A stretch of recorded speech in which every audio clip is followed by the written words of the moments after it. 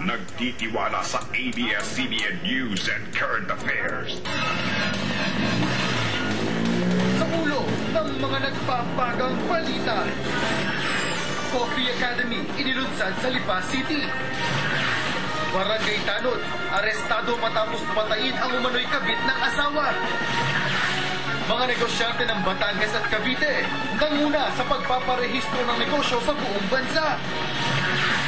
Ilang mag-aaral tumanggap ng school supplies mula sa mga pulis.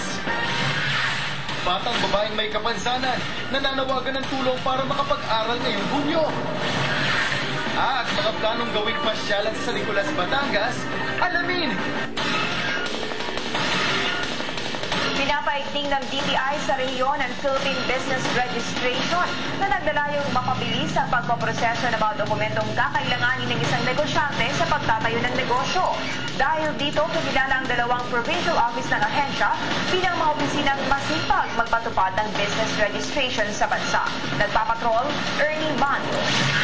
Hindi inaasahan ng first-time entrepreneur na si Fedi Maano na mabilis lamang pala ang pagpaparehistro niya ng kanyang negosyong pagbababuyan sa DTI kaninang umaga. Ilang katanungan lang, nakuha na niya ang kanyang business certificate. Mabilis lang. Magdala lang ng valid ID tapos kailangan meron ka na naka-ready na business name. Si Jocelyn Ante naman na hindi na bago sa pagninegosyo, di hamak na mas napabilis ang proseso ng pagpaparehistro niya ng kanyang hanap buhay. Online nga, updated sila. Kasi nagkaano ako sa aking team. Yun, nalaman nila na hindi pa updated yun sa akin. Kabilang lamang sina Fe at Jocelyn sa mga negosyanteng unang nakagamit ng Philippine Business Registry ng DTI simula nang ito ilunsad.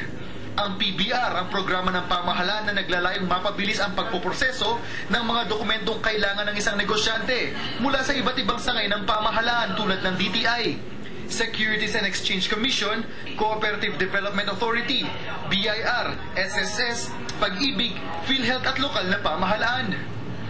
Dati-rate, pupunta ka sa aming taga. Ang makukuha mo lang ay yung approval ng para sa pangalan, sa business name. The rest, you have to go through each agency one by one. So meaning kung anim, ay di you have to go through additional 6 stops. Here, isa lang. Sa ngayon sa tanggapan ng DTI pa lamang maaaring magproseso ng PRB. Ngunit inaasahan sa mga susunod na araw ay maaari na itong isagawa online gamit lamang ang internet, gaya ng business name registry na una nang inilunsad noong nakarang taon.